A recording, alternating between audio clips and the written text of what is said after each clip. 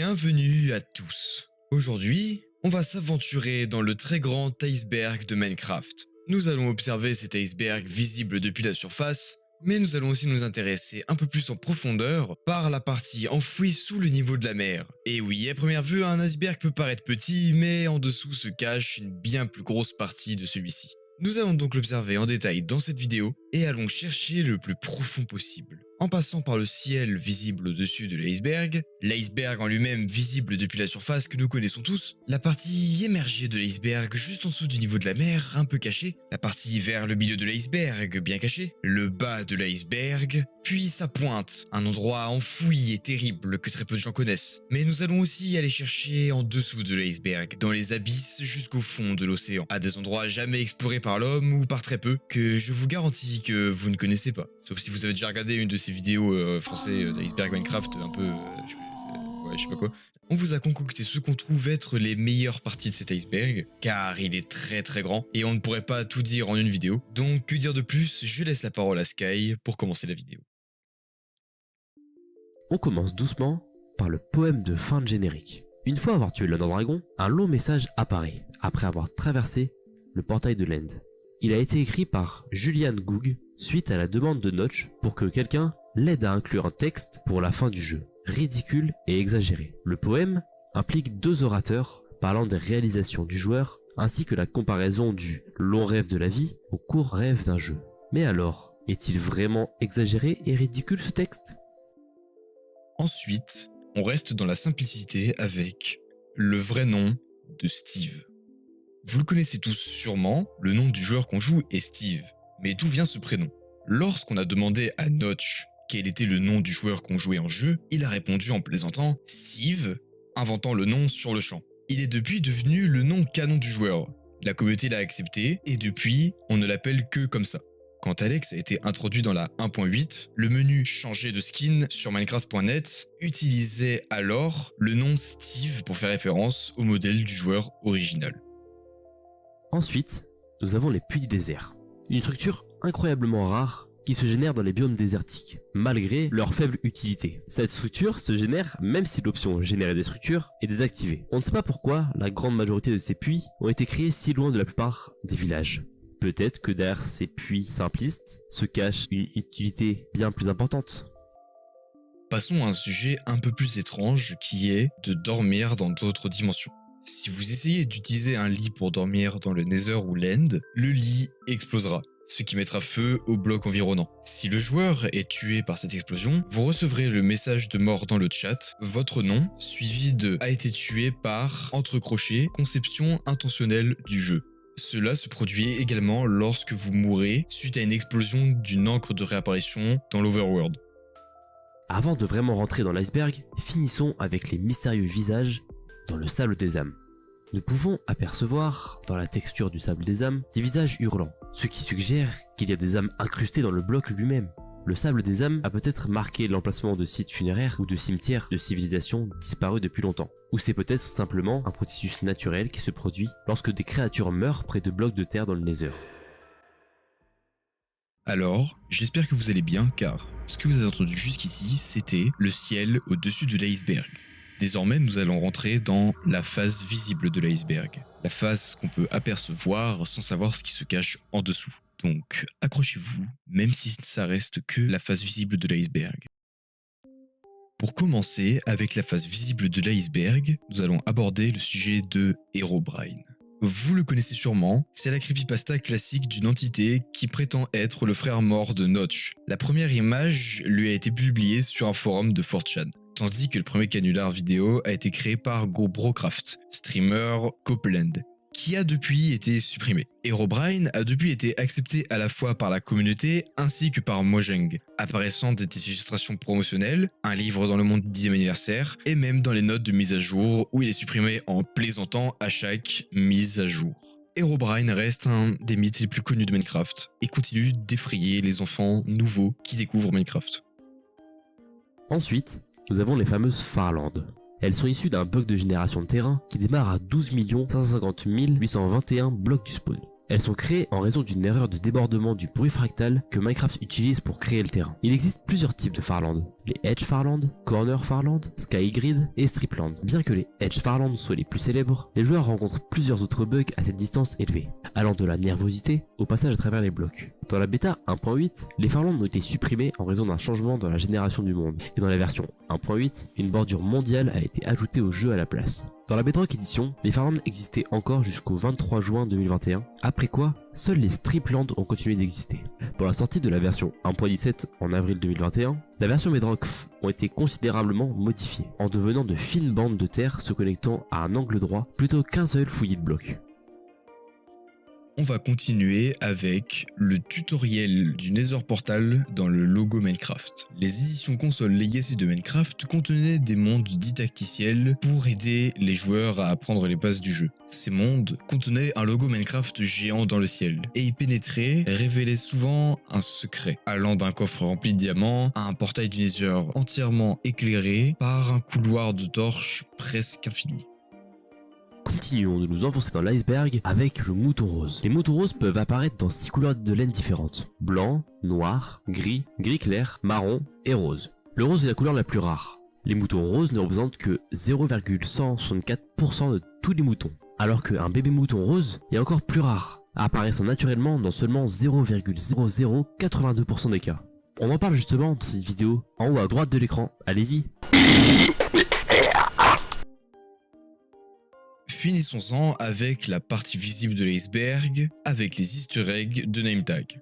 Avec les étiquettes, vous pouvez renommer certains mobs. Les nommer avec certains noms leur procureront des effets étranges. Nommer un mob Dinnerbone ou Grum le met sans dessus-dessous. De plus, Jeb-du-bas donne au mouton en laine de la laine arc-en-ciel. Si vous renommez un lapin Toast, l'apparence du lapin disparu de la petite amie de Xizen420 apparaîtra à la place de la texture de base. Il y a aussi le name tag Johnny donné à un villager qui le transformera en un sauvage attaquant quasiment tous les mobs aux alentours. Ceci est bien évidemment une référence à Johnny du film Shining. Mais pourtant, certains mobs hostiles se mettront aussi à attaquer ce villager. Désormais, nous allons passer à la partie cachée de l'iceberg, juste en dessous du niveau de la mer. Accrochez-vous bien, car nous allons aborder des sujets bien plus dérangeants. En commençant tout de suite par la théorie que la Netherrack serait fait de chair. Une théorie selon laquelle la Netherrack est fait de chair pure. C'est assez probable vu à quel point elle ressemble à du tissu musculaire, ainsi que le fait que le Nether est déjà une dimension assez infernale. De plus, le nom original Netherrack était pierre de sang. Cela pourrait suggérer que le Nether est l'intérieur d'un grand super-organisme en décomposition.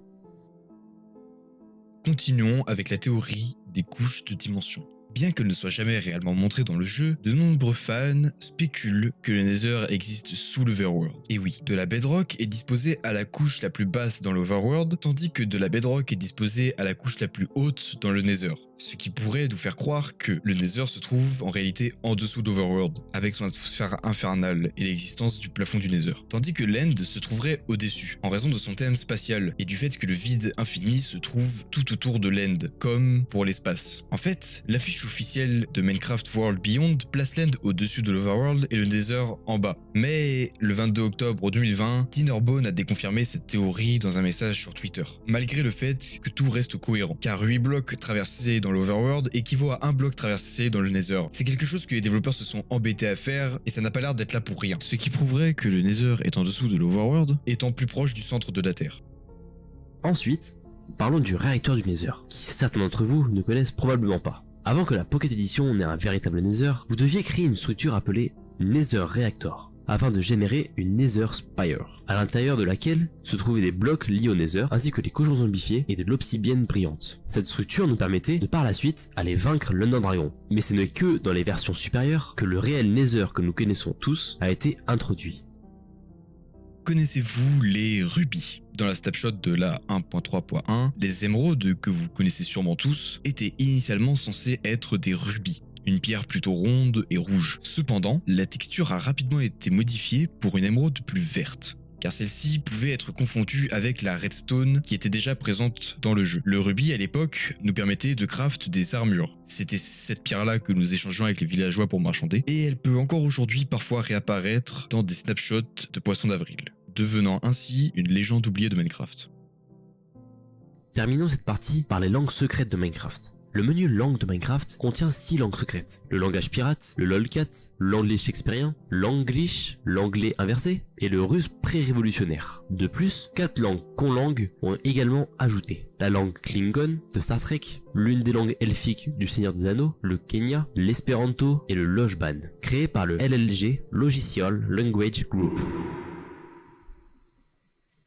J'espère que tout se passe bien pour vous, car désormais nous allons passer à la partie émergée de l'iceberg, un petit peu plus profond sous l'eau, qu'on ne peut plus voir depuis la surface. Alors accrochez-vous bien, nous ne sommes qu'à l'étage 3. Commençons simplement avec le Wololo. Les évoqueurs ont un easter egg qui leur permet de changer la couleur des moutons bleus en moutons rouges. En criant Wololo, il s'agit d'une référence à la capacité de conversion du prêtre dans Age of Empires, qui permettait à son armée de prendre le contrôle d'une unité adverse, ce qui lui permettait de changer de camp. Est-ce que les villagers essayaient de trouver un moyen de faire passer certains mobs dans leur camp, comme Steve ou simplement d'autres villageois? Ok, ensuite, parlons du fait que Notch fait tomber des pommes. Depuis l'Indev jusqu'à la 1.3.1, tout joueur portant le nom Notch laisse tomber pommes lorsqu'il est tué. Comme ce n'est qu'à partir de la pré-version 1.8 que les pommes ont pu être trouvées dans le monde, et encore uniquement dans les coffres de forteresse, c'était le seul moyen d'obtenir des pommes à l'époque. Mais depuis la sortie de l'alpha de Minecraft, cet easter egg plane encore dans la communauté pour savoir s'il existe encore. Vous en avez peut-être déjà entendu parler, les paroles inversées d'Enderman. Les extraits vocaux d'Enderman sont en fait des versions déformées et inversées de salut, bonjour, quoi de neuf, quoi et chercher l'œil. En anglais traduit par hey, what's up, what, look for the eyes. Mais d'autres personnes pensent qu'en réalité les Enderman disent kill me ou même help me. En témoignant ce screen. Je regardais la nouvelle vidéo Minecraft sur la chaîne YouTube des théoriciens du jeu, et MatPat a révélé que les Enderman parlaient en un anglais déformé, disant des choses comme What's up et Look for the eyes. Cependant, il n'a jamais utilisé les sons de détresse dans la vidéo, mais cela a quand même prouvé que l'Enderman voulait communiquer et voulait que le joueur obtienne the eyes pour free the end. En poursuivant ces observations, j'ai toujours pensé que les Enderman disaient kill me lorsqu'ils étaient agités, et je n'ai vraiment rien vu d'autre en ligne qui suggère qu'il l'ait fait. Alors disent-ils vraiment cela? Et si oui, cela signifie que les Enderman font de leur mieux pour se téléporter hors de l'end, juste pour mourir désespérément des mains du joueur afin de se libérer de leur propre espèce? Suite à ce post, un internaute lui a répondu hey, je suis d'accord, quand ils crient on dirait clairement qu'ils disent tuez-moi, on dirait aussi qu'ils crient aidez-moi. Tout cela peut nous remettre en question sur la véritable identité des Enderman. À vous d'en déduire ce que vous voulez. Très bien, maintenant passons à une creepypasta très connue que vous connaissez sûrement, Entity 303. Je vous préviens, accrochez-vous, ça va être long. À la base, Entity 303 est une creepypasta sur un ancien employé de Mojang qui a été renvoyé et qui voulait se venger. Il a recruté une équipe de hackers pour corrompre les mondes et renommer les fichiers pour inclure 303 comme marqueur. Selon l'histoire, un joueur sur 40 serait touché par ces hacks. Entity 303 a donné lieu à de nombreux spin-offs, dont Entity 0. Maintenant, nous allons voir un témoignage d'un joueur qui a subi ces apparitions. Écoutez cela. Je jouais avec des amis sur Xbox 360 à Minecraft, et nous étions en mode créatif, en train de construire une grande ville. Le monde était en mode paisible. Nous nous amusions tous jusqu'à ce que la maison de quelqu'un commence à brûler. Bien sûr, nous avions tous entendu parler des griffeurs, mais en fait, nous nous accusions tous les uns les autres. Et c'est là qu'une autre maison a également commencé à brûler. Nous avons accusé l'autre qui aurait pu faire ça en utilisant ses privilèges d'hôte. Cependant, nous avions tort. Nous avons tous décidé d'enquêter sur ce qui se passait vraiment. Nous sommes tous allés dans une maison ensemble, y compris l'hôte, pour voir la chose la plus effrayante se produire. Nous avons tous regardé par les fenêtres pour voir de la TNT exploser toute seule quelque part au loin. Nous commençons tous à avoir peur. Nous avons ensuite commencé à regarder autour des maisons, et la plupart d'entre elles étaient en feu. Il n'y avait rien qui pouvait mettre le feu à ces maisons, et les incendies se propageaient, tout comme la TNT. L'autre me disait pourtant que la TNT et le feu ne fonctionnaient pas sur le serveur. Une fois de plus, les problèmes ont commencé à se produire, alors que nous étions tous ensemble, y compris l'autre. Personne ne manquait à la maison. J'ai compté les têtes, nous étions tous ensemble, mais les choses se passaient, et nous ne pouvions pas l'expliquer. À ma grande surprise, nous avons commencé à avoir du feu, et de la TNT qui s'allumait à nouveau. C'était trop. J'ai branché un câble sur ma Xbox à mon ordinateur, j'ai ouvert un programme utilisé pour lire les codes sources pour voir ce qui se produisait. À ma grande surprise, les codes sources décrivaient cette entité comme 303. Mes codes sources ont rapidement commencé à devenir incontrôlables. Des codes d'entité 303 étranges apparaissaient et je ne pouvais pas les arrêter. Mon ordinateur était submergé par cela. J'ai essayé de découvrir qui était à l'origine de cela, mais je n'ai juste pas pu. Juste 303 a fait ceci et cela, rien d'autre, rien. Mais tout n'était pas causé par lui. L'autre a commencé à nous troller, pour nous faire peur également. Ce ne serait pas un secret pour longtemps. Les codes sources m'ont dit tout ce qui se passait, y compris ce que les joueurs ont fait, et moi aussi. J'ai eu beau essayer, je n'y arrivais pas à comprendre ce qui se passait. Mais les codes sources ont rapidement épelé le mot « Make a Wish ». J'ai pensé que c'était l'autre, mais j'ai commencé à accuser tout le monde. Mais une question demeure. Est-ce Herobrine ? Bientôt, l'hôte a dû s'endormir et a quitté le monde. Cependant, les codes sources fonctionnaient toujours, sans savoir pourquoi, et le monde était éteint. L'entité 303 contrôlait toujours le monde. J'ai décidé de quitter mon programme et de voir si quelqu'un avait vu cette mystérieuse entité sur les forums Minecraft. Il y avait quelques personnes. Certaines d'entre elles m'ont envoyé des photos d'elles qu'elles avaient prises. Et un joueur a pris une photo en disant qu'il l'avait également vue. Il a dit qu'il jouait avec son ami sur un serveur privé et regardait un peu ses photos. Oui, il a un pack de textures, mais il me l'a envoyé. Et il n'y a pas de monstre ou de bloc avec une peau blanche. Bientôt, un profil mystérieux sur les forums a commencé à discuter avec moi. Il m'a dit quelques mots, puis a quitté le chat. Notch pensera que tu es fou quand il verra ça. J'ai cliqué sur son profil et la page a fait une erreur 404. Bientôt, j'ai reçu un message de la boîte de réception. J'ai cliqué dessus, en voulant répondre, je lui ai demandé où se trouvait Herobrine pour recevoir une réponse effrayante. J'ai reçu ce message. Je l'ai remplacé. Il est mort. Il n'est plus avec nous, ni avec personne d'autre. J'utilisais un autre site web pour lui répondre, pour me protéger. Sur les forums, mon compte s'est soudainement déconnecté. J'ai essayé de me reconnecter, mais les forums m'ont dit, votre compte a été supprimé pour la raison suivante, arrêtez. Je n'arrivais pas à y croire. J'ai créé un autre compte, j'ai arrêté de faire des recherches, et je suis allé me coucher aussitôt pour oublier ce qui venait de se passer. Finissons cette partie avec les codes de maille de feu. Vous connaissez l'armure de Côte de Maille, vous savez aussi que cette armure ne peut être obtenue qu'en échangeant avec des villageois, en tuant des monstres possédant cette armure ou dans des coffres au trésor. Mais jusqu'à la version 1.8, il existait une recette uniquement créative pour cela. En plaçant des blocs de feu dans une table de craft, il était possible d'obtenir l'armure de Côte de Maille. Cependant, ces items n'étaient pas obtensibles en survie. Alors, que voulait dire ce craft inutile ?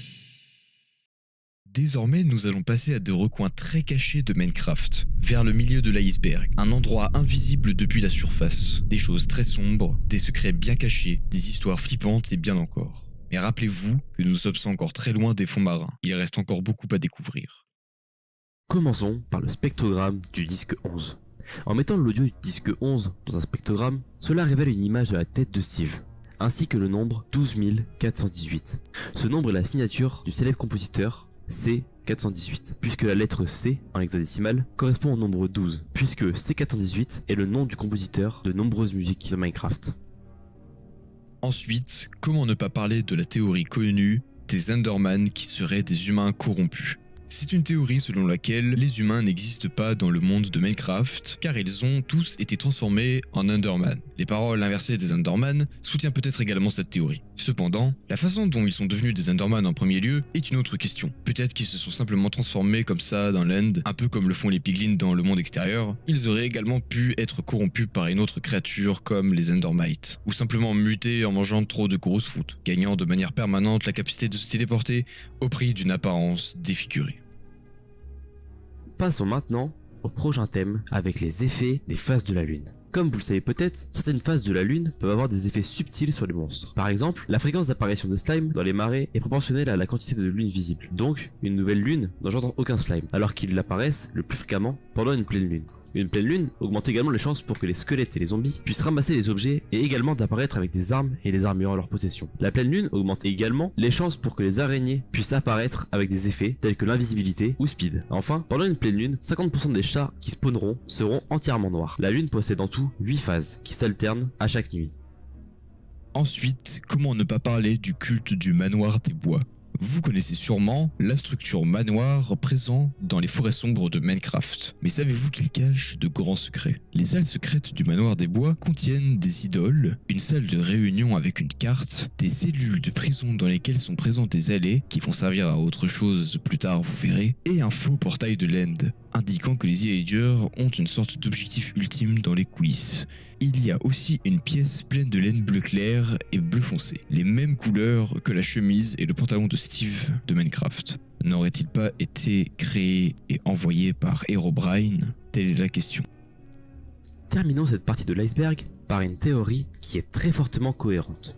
Parlons de la théorie du virus zombie. Une théorie selon laquelle un virus zombie aurait ravagé la grande majorité du monde extérieur, basée sur une observation simple de créatures du Nether, telles que les piglins et les hoglins, qui deviennent rapidement zombifiés par le simple fait d'être dans le monde extérieur. Au fil du temps, il y aurait des immunités naturelles au virus qui ont été développées, et d'autres auraient simplement découvert des remèdes dans les bunkers des igloos isolés. Non seulement cette tentative explique comment presque toute l'humanité a été éliminée si rapidement, alors que Steve était toujours en parfaite santé, mais elle explique également pourquoi la plupart des villageois meurent simplement après avoir été attaqués par un zombie plutôt que de se transformer en eux-mêmes, car ils ont développé une résistance à la zombification.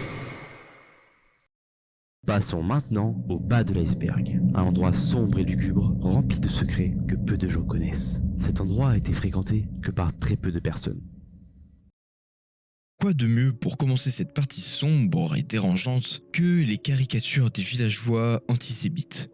Et oui, vous avez bien compris. C'est une rumeur selon laquelle les villageois, et par la suite des villages, sont en proie à des stéréotypes juifs antisémites, tels que le lait non-né, une obsession à la cupidité via les émeraudes et l'inclusion du golem de fer comme gardien, puisque les golems, en tant que protecteurs, remontent à des textes juifs. Il n'est pas exactement confirmé si c'est explicitement le cas. Non seulement Microsoft a continué à inclure leur conception originale dans Minecraft, mais Notch a affirmé que les villageois eux-mêmes s'étaient inspirés des villageois de Dungeon Master 2, un jeu qui avait également inspiré ses projets antérieurs. Bien que dans le cadre d'un field reader où Notch s'en tient à un sifflet à chien antisémite. Notch serait-il anti-judaïste? Et vous, aviez-vous remarqué ces ressemblances?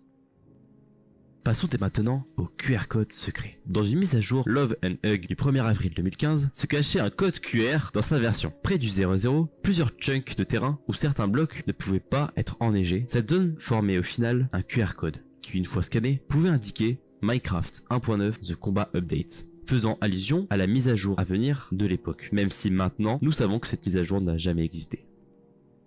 Continuons dans cette phase sombre avec H2H. C'est une creepypasta impliquant 2 fichiers audio trouvés dans un dossier sans prétention lors de la mise à jour d'Halloween 2010. Il y a le fichier h1h.org et le fichier h2h.org. Le premier clip ne contient que des clics, mais le deuxième clip semble être celui d'un homme en train de sangloter. Je vous laisse avec ces extraits, interprétez-le comme vous voulez.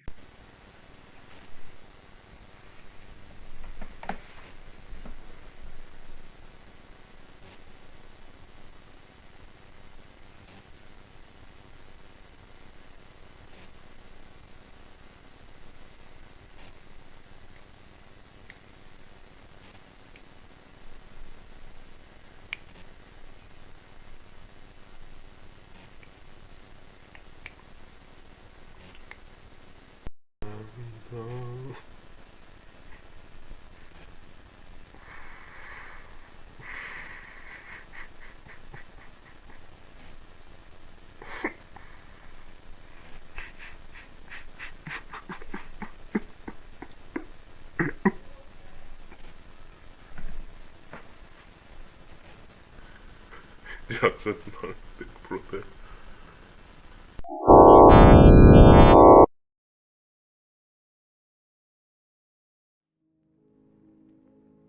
Parlons maintenant de la théorie des Shadowseed, une théorie selon laquelle toutes les graines de monde ont une ombre, où une deuxième graine partage exactement la même carte des biomes au bloc près, mais avec une génération de terrains différente et des emplacements de structures différents. Venom, un youtubeur connu, a réalisé une vidéo à ce sujet le 18 juillet 2020.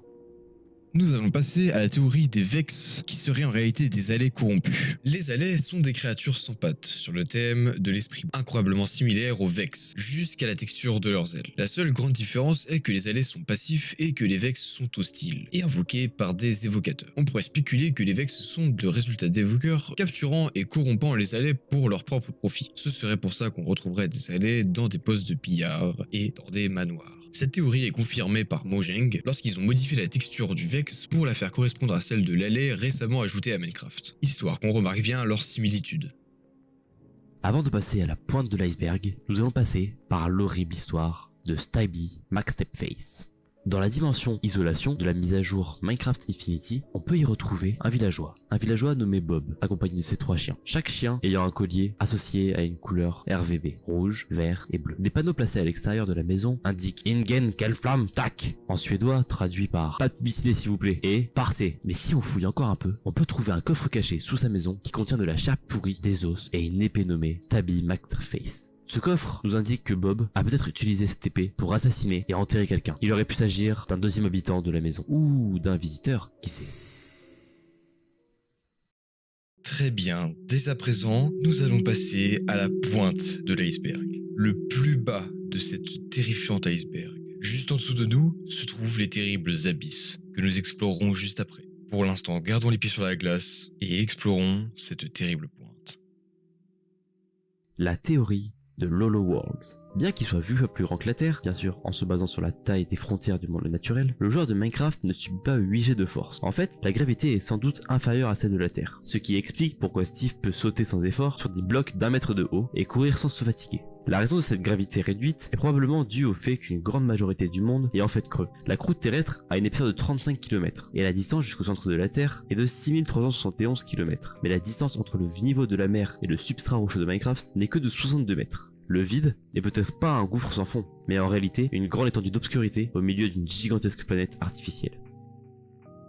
Très bien, maintenant j'ai une question pour vous. Saviez-vous qu'il y avait un SCP dans Minecraft ? À vous d'en juger réel ou pas, SCP-4335 est une entité anormale qui prend la forme d'un joueur noir entouré de fumée et de vrilles destructrices dans Minecraft. Ces vrilles consomment les blocs environnants, grandissant en fonction de leur rareté. Immobile par défaut, SCP-4335 réagit au mode créatif aux autres commandes en provoquant des pannes et en se téléportant vers d'autres serveurs. Les joueurs ayant croisé sa route rapportent des hallucinations sensorielles dans le monde réel, et SCP-4335 est capable de communication télépathique. Se décrivant comme issu d'une dimension supérieure, il se nourrit des créations humaines et semble piégé dans Minecraft à cause de son caractère génératif. Confiné au site M1, dans une structure de blocs spéciaux, il est maintenu sous contrôle par des fermes automatisées. Découvert en 2010, sa présence est dissimulée grâce à Mojang, notamment via la création des Enderman. SCP-4335 transcende le virtuel, transformant la créativité humaine en énergie vitale. Passons maintenant à la théorie des sons d'aide de la Warped Forest. Certains sons d'ambiance dans ce biome de la Warped Forest portent le nom de Warped Forest L et Warped Forest R, montrant des bruits d'Enderman étranges et des sons de détresse. Il est probable qu'ils tentent de communiquer quel que soit le joueur, comme ils le font déjà avec leur discours à l'envers. Un autre élément d'ambiance est Warped Forest Mood 9, qui semble reproduire un riff ralenti extrêmement dérangeant. Mais quel est le lien entre les Enderman et la Warped Forest ? Maintenant, connaissez-vous la théorie de l'Enderman blanc ? Vous savez sûrement qu'elle est fausse et que ce n'est qu'une creepypasta, mais si je vous disais qu'elle était peut-être réelle. Le concept d'Enderman blanc a gagné en popularité avec une creepypasta d'un Enderman aux couleurs inversées, poursuivant un joueur et évitant la mort de manière absurde, y compris en marchant sur l'eau afin d'éviter les dégâts, finissant par tuer définitivement le joueur malgré le fait que le monde ne soit pas en mode hardcore. Bien que la creepypasta elle-même ne soit pas vraie, les observations d'un Enderman blanc elle-même pourraient avoir un certain mérite. Des problèmes de texture peuvent faire apparaître un Enderman avec une peau complètement blanche, bien qu'avec les yeux violets normaux, puisque le blanc est souvent la couleur par défaut utilisée pour remplacer des pixels transparents inexistants partout où ils sont nécessaires. Le fait qu'un seul Enderman parmi tant d'autres reçoive cette erreur de texture semble cependant peu plausible. Finissons simplement cette partie en parlant de la théorie de la table d'enchantement. Et oui, une théorie selon laquelle la table d'enchantement serait en réalité une technologie futuriste à base de lapis lazuli. Le texte de la table d'enchantement est l'alphabet galactique standard, utilisé dans plusieurs autres jeux, suggérant qu'il s'agit d'une sorte de technologie futuriste. Mais alors, d'où vient cette technologie ?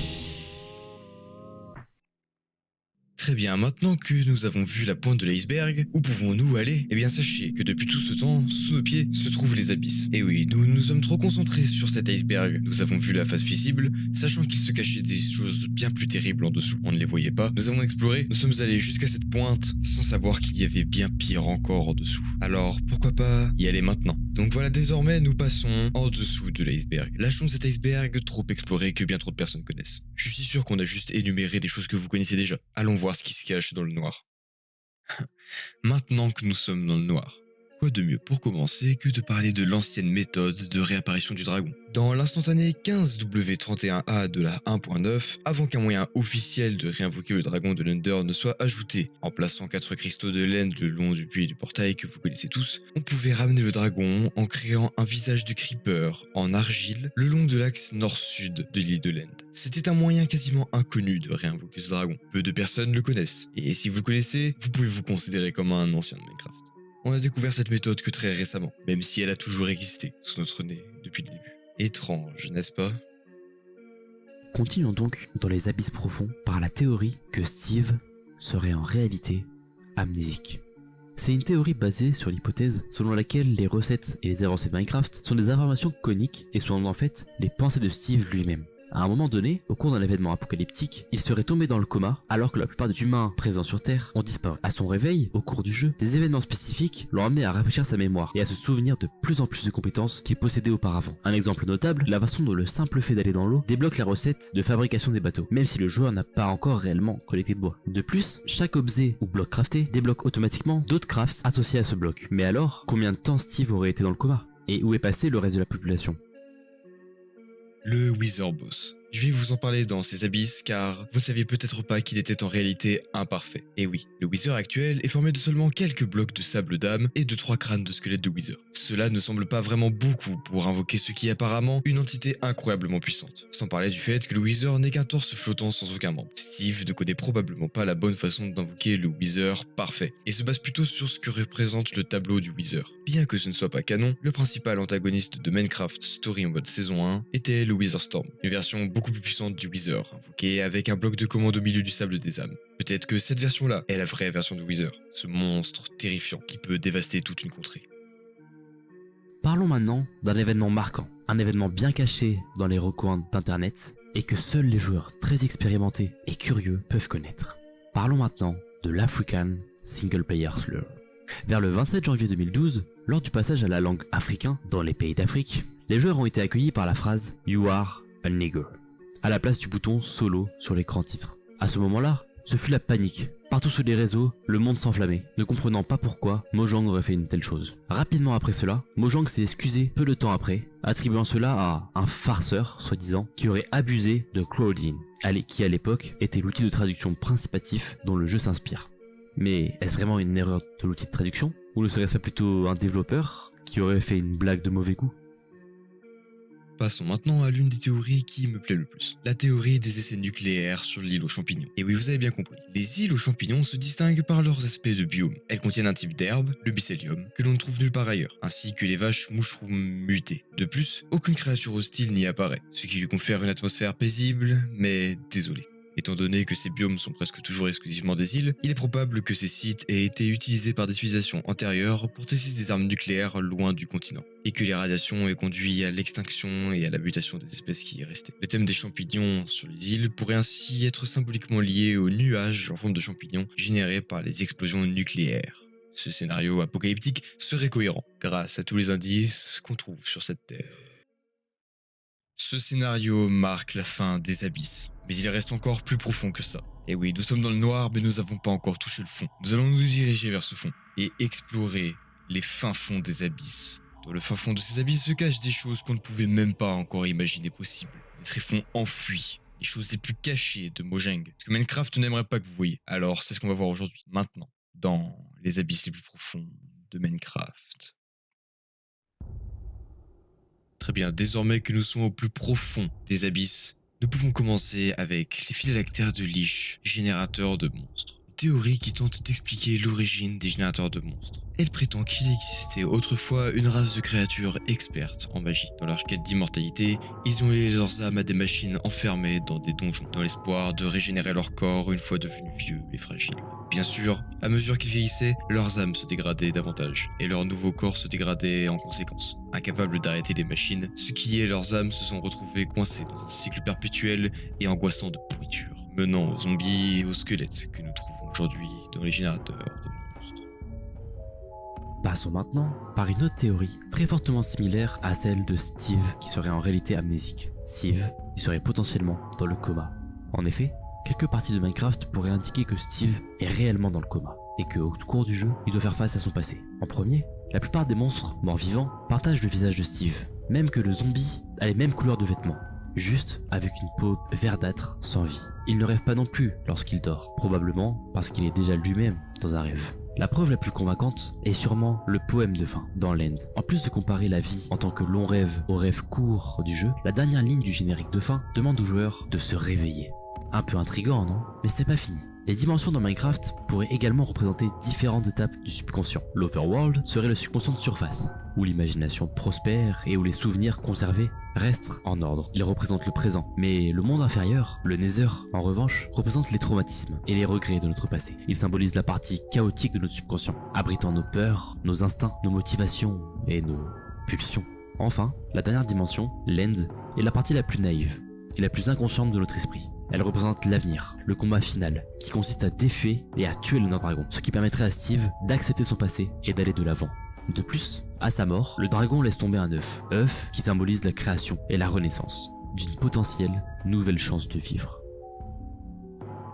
Nous pouvons continuer à nous enfoncer dans les abysses avec la théorie que Mojang a créé un foyer pour Herobrine. C'est une théorie selon laquelle l'entité inconnue, connue sous le nom de Herobrine, s'est manifestée sous d'autres formes bien plus longtemps avant que l'existence de Minecraft. Le jeu lui-même n'était qu'un moyen de garder Herobrine confiné à un seul endroit. Dans chaque mise à jour majeure, il est écrit Herobrine supprimé, pour faire comme si toute cette affaire n'était qu'une blague ironique acceptée par les développeurs. Pour garder le public calme, chaque mise à jour rassasie la bête, mais un jour, elle aura fin.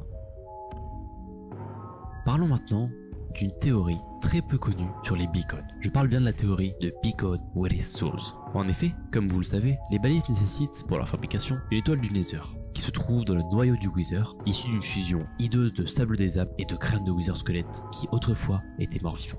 Les étoiles du Nether sont une chose très étrange laissée tomber par le boss. Bien qu'il soit plus logique de supposer que ces étoiles sont simplement l'essence concentrée de toutes les âmes qui composaient auparavant le Wither, en créant la structure appropriée, c'est-à-dire une structure de 3x3, 9x9, 5x5 ou 7x7 dans les minerais d'émeraude, de diamant, d'or, de fer, mais aussi de netherite, cela pourrait briser cette étoile et libérer les âmes qu'elle contient, les envoyant vers l'au-delà sous forme d'une grande colonne de lumière. Et donc, les effets de balises tels que Speed, Hast, Force et bien d'autres seraient en réalité un dernier merci à ceux que vous avez sauvés, une bénédiction en échange d'une action extraordinairement bonne, le fait de libérer leurs âmes.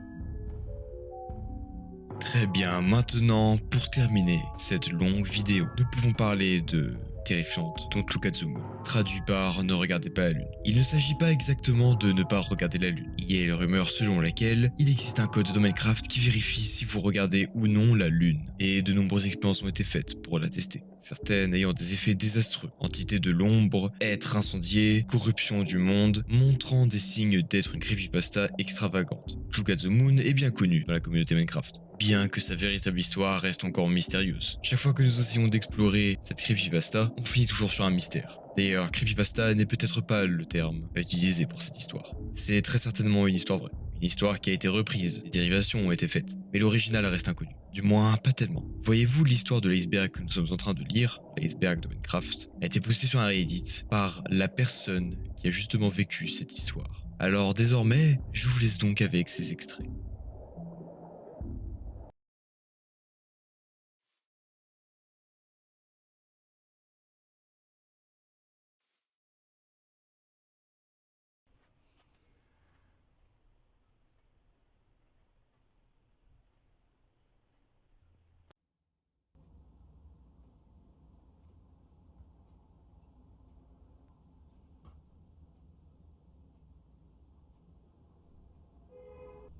Why it's important, what next steps we could take. Not entirely sure where to go next. Know more about it, and I haven't done this. This didn't work. This was the only one that worked. You can take this both as a metaphor or literally. You can see right here. The moon is literally illuminating the world, but means that they all know something about the moon. One piece of symbolism about the moon. The subconscious mind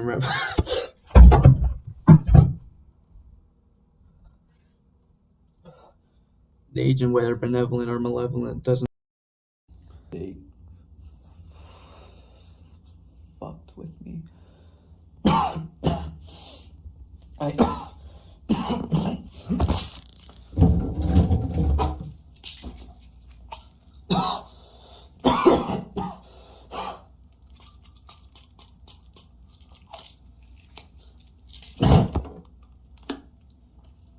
My summer hasn't.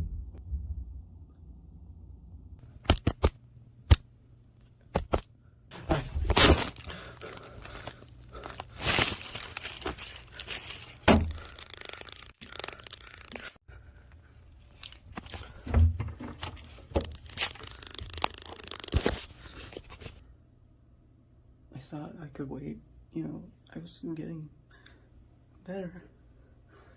I don't know what will happen to me.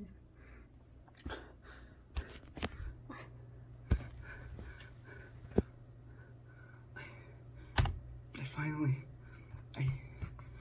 I'm forcing myself to get out.